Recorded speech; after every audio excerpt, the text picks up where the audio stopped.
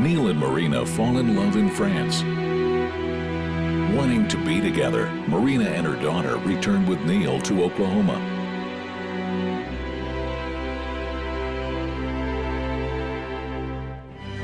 But a struggling priest and childhood friend complicate their lives in To the Wonder. Hi, I'm Sean. I'm Rachel. And I'm Liz. Today we're here to talk about Terrence Malick's latest film, To the Wonder. We've all just seen it. Sean, why don't you start us off? So, Terrence Malick, of course, has made quite a name for himself with only 6 movies, and he took a 20-year gap between his second film, Days of Heaven, and his third film, The Thin Red Line. And this being his 6th film, it's still lush, it's still cinematic, it still has moments of genuine emotion, and I really enjoyed it. That being said, I do think it will probably go down as a lesser Terrence Malick film, but a lesser Terrence Malick film is still something to behold. Surprisingly enough, I actually liked this film, and I am not... Why is it surprising? I don't like art films. I normally, as Liz can attest, I like films where the plot is very clear, where there's a beginning, a middle, and an end. I feel like I'm moving through something. I like things that have like a quicker pace to them, and this doesn't have some of those things, but I actually still really enjoyed it a lot. It's thematically really interesting. I don't feel like it's so much of a narrative about the characters. I don't feel that emotionally invested in the characters, but I was watching this movie that sort of shows like how love works between people. What I loved about the film were the questions that were unanswered. They've 4 main characters. They have Neal, they have Marina, they have this woman from Neal's childhood played by Rachel McAdams, and then they have a priest played by Javier Bardem.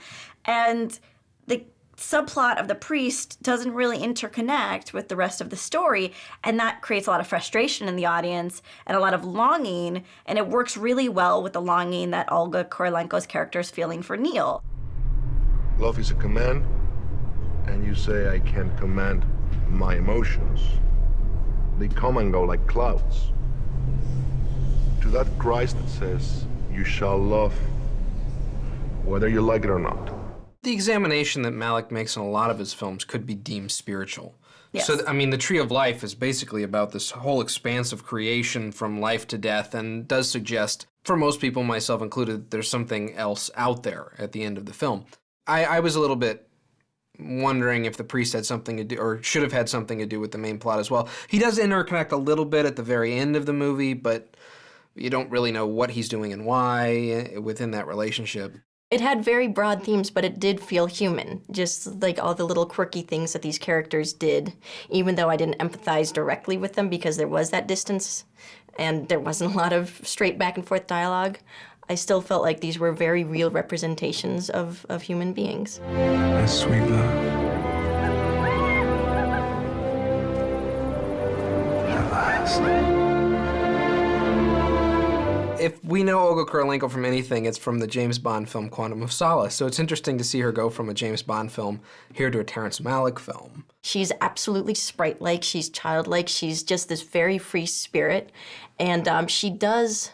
Like, I could relate to her, even though there is this distance between the characters, because these weird, funny little things she does when she's in... Like biting? In love lust, like her biting thing. She likes to bite things. Or her grabbing thing, or just some of these sort of animalistic, cutesy things that you don't see heroine characters doing.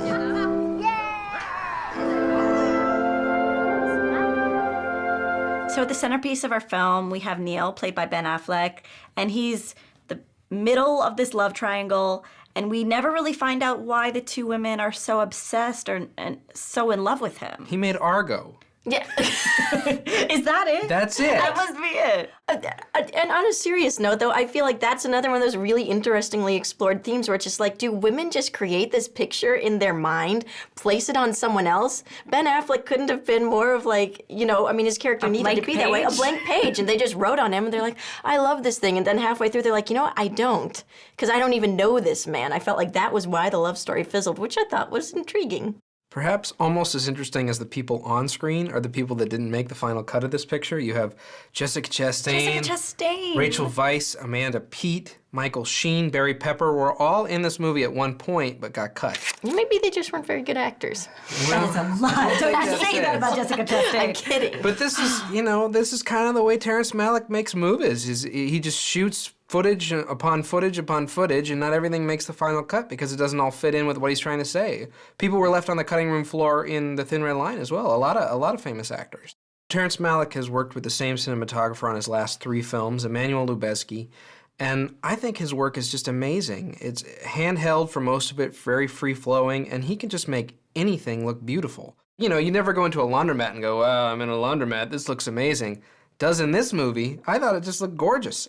Everything in this movie makes it look like it's larger than life, like you've never seen it before in your life. It was beautiful, and what was interesting about the style of the film is that our female characters are always shot from the perspective of Ben Affleck's character. And I like that it takes us into the personal with the camera.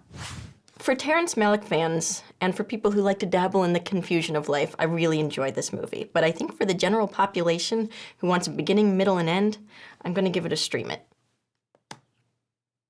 To the Wonder is a beautiful, sad film, though at times it feels a little heavy-handed and long. For Malick fans, it's a definite see it.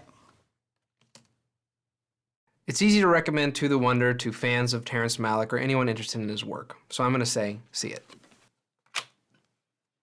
Cheers to The Wonder. To the Wonder.